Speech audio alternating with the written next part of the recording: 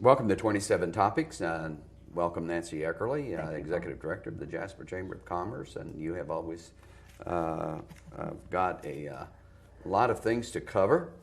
And we get a lot of compliments from viewers who watch the program and really like what we do, and so that's great.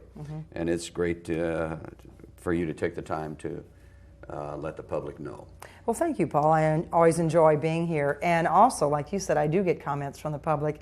People say, I heard you on the, or saw you on the television, and thanks for letting us know what's going on in the area, those type of comments. Well, but I did want to start out with that. We're working with the Evansville Small Business Development Center and the Indiana Office of Community and Rural Affairs on hosting in Jasper on Thursday, June the 26th, a women's business conference. And we're really excited about this, and we're very pleased that they chose Jasper to be the host site this year. The Lieutenant Governor will be here for this, and really it's going to be from 10 to 2, so it's not an all day, but most of the day. And it'll start out with just welcome and introductions, and the keynote speaker will be Lieutenant Governor Becky Skillman. And then we're going to have a panel of successful women entrepreneurs, and we're going to have some local women on that panel. Susan Baggett with Picture Perfect, Victoria Whitaker, and she's written a book on cardinal rules, and it's really kind of a book on entrepreneurship, and not only for women but for younger teenagers on how they could start their own business. Then we have Maureen Brown. She's the owner of Finishing Touches in Jasper. And then the luncheon speaker and the luncheon keynote address will be by Pat Cook, and everyone knows Pat Cook, one of the founders of Holiday World and Splash and Safari, and Pat will do an outstanding job, as will the other speakers. Then the afternoon will really be a round table where people will go to tables either that they're assigned to or of an interest that they might have. And we're going to have some topics on healthy balance with work and family. And that's always an issue for women, how to balance your work and your family and make it harmonious and happy for everyone. And then another topic is healthcare issues, because those are great issues also. What do you do if you have healthcare concerns, whether it be actual health issues or insurance or what other type of concerns women might have? And then technology, which is ever changing, I believe, in this world. Women and investing. So not only how do you make money as a woman in the workplace, but how do you invest it wisely and look forward to things like retirement and those type of things. And then small business startup. How do you actually start up a business, whether you're a woman or anyone, but primarily this is for women. How do you start up a business? And then we'll have some closing comments by Kim Howard with the Regional Small Business Development Center. So it's $20 to attend. We will be doing some mailings and some emails on this, Paul, as the time gets closer. But it will be $20 to attend, and it'll be from 10 to 2. And in Jasper, that date is Thursday, June the 26th, so it's rapidly approaching. And this is basically for women? Yes, it definitely is. And it's advancing Hoosier women in business. And last year the seminar was held in Vincennes, and we're glad that it's being held in Jasper. It will be at the Jasper Inn and Convention Center, so everyone's familiar with where that is. Right, so if you're a woman thinking of starting a business, or if you're a woman in business. That's correct, and we hope to attract quite a few women to attend, not only to hear the great speakers of women who are in business and their personal experiences of owning their own businesses, but those other topics that I already talked about and concerns that women have while they're in business. And then, Paul, I wanted to mention that we still are working on the Jasper Chamber, Welcome to Jasper, and our fact book, our membership directory.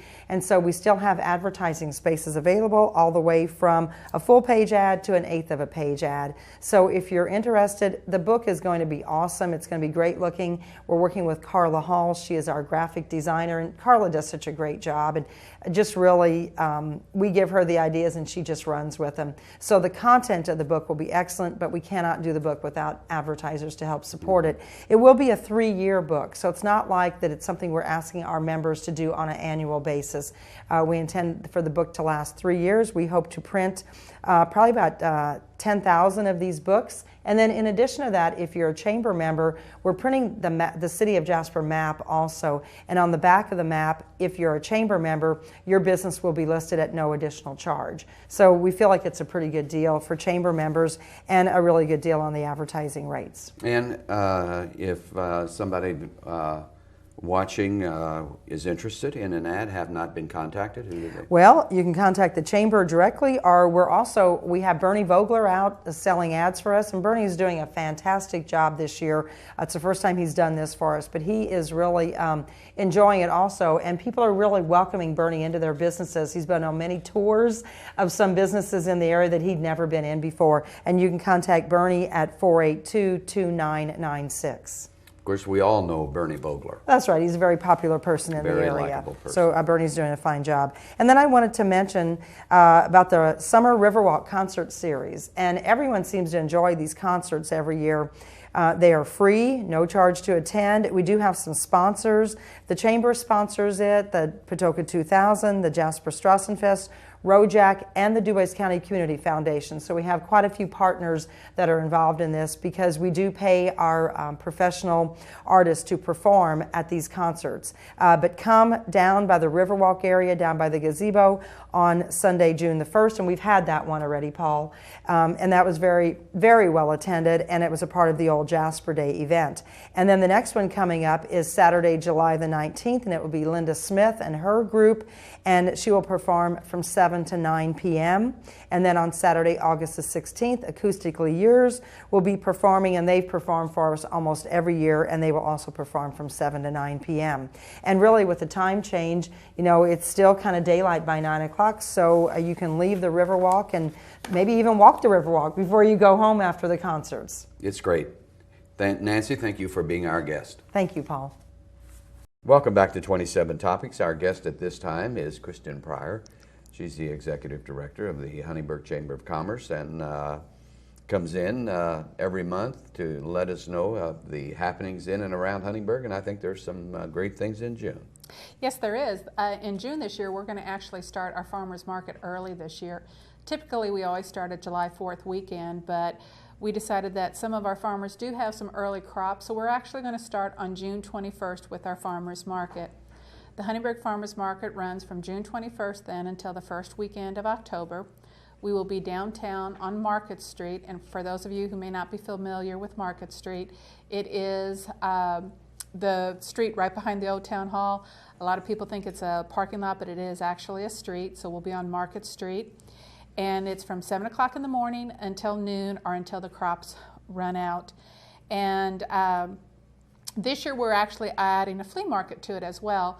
So if you have flea market items, we'd love to invite you down as well. Again, that market will be from 7 in the morning till noon every Saturday, June 21st through October 4th. There is a small fee to participate. It is $5 a weekend for the farmers and $8 a weekend for the flea market people. Or you can buy a season in advance, and it's $50 for farmers and it's $80 for the flea market people. So if you do that, you're actually getting 6 weekends free, because from the middle of June into the October, it's 16 weekends. And we've been doing this now for probably about 6 or 7 years, and it's a lot of fun. Everybody gets to meet and greet people. One of the things that I enjoy watching is people who haven't seen each other for a long time getting acquainted at the farmers market, so it is kind of a social event as well. And we ask that the produce all be grown in southern Indiana, so we don't have people going out across state lines and buying stuff and bringing it back. Most of it is grown by the farmers themselves. Sometimes they may have a neighbor who's a farmer and they may switch off some crops. But with the flea market and the farmers market, it's a great opportunity to get great local produce, which is probably healthier for you anyway, because sometimes you don't know how long produce has been sitting on the shelf, or transportation, when was it picked. I can almost guarantee you that most of the crops that are at our farmers market have been picked within the last 48 hours. So again, that starts June 21st through October 4th, flea market and farmers market from 7 a.m. till noon. And that is on Market Street right behind the old town hall. So we hope you all come down for that. It sounds mouth-watering.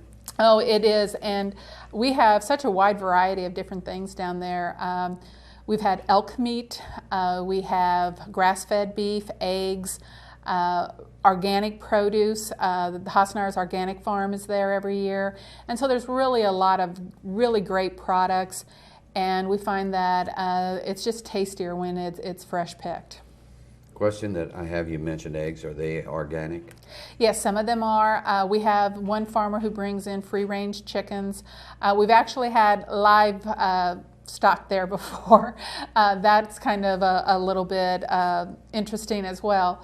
But the eggs and the beef and pork, you can also get down at the farmer's market. Very good.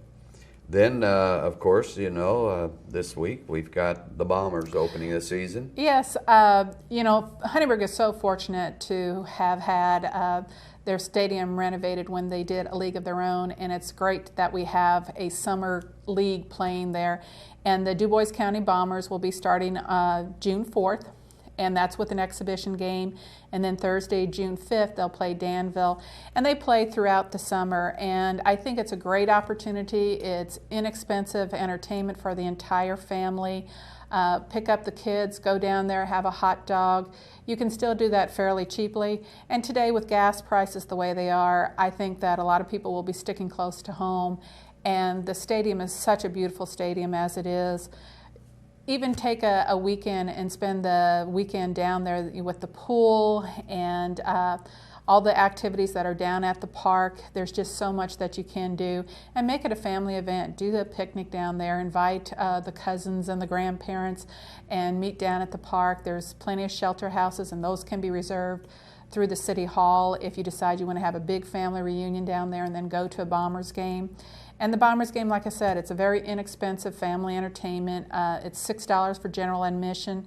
If you want to reserve seating, it's $8. And behind home plate, it's only $9. And let's face it, where can you get quality entertainment for that inexpensive of a price? And it's real local. And a lot of the players that are playing, you probably recognize from some of the local colleges as well. Well, I think there are you know, quite a few, and just the other day another one was from the area. It seems like every day they're adding new players, and like I said, some of the names you recognize because if they weren't playing for one of the local teams, probably one of our local teams were playing that team that they played on. And these guys really do have a love for the game, and so I think it's a great opportunity. Sometimes we give tours of the stadium, and because the kids can actually get down on the field, it's really enjoyable for them to be able to get down on the field and play baseball with somebody that's their hero. And between innings, a lot of times for the kids, there's little contests. Yeah. John Bigness, who's the owner of the Bombers, he's always trying to find different events for the people to do so that in between innings, you actually get to interact with the players. And I think the Huntingburg Stadium is just beautiful. We're so fortunate that it's intact, and it just has a little bit of nostalgia because when we repaint the signs, we try to repaint them to what they look like in the movie A League of Their Own, and so there's just that nostalgia. It's a great opportunity for entertainment. You've got the park there, so it's just a really neat way to reconnect with your family and friends. Christine Pryor, thank you for being our guest on 27 Topics today. Thank you, and hope you all come down to Huntingburg this summer. Thank you.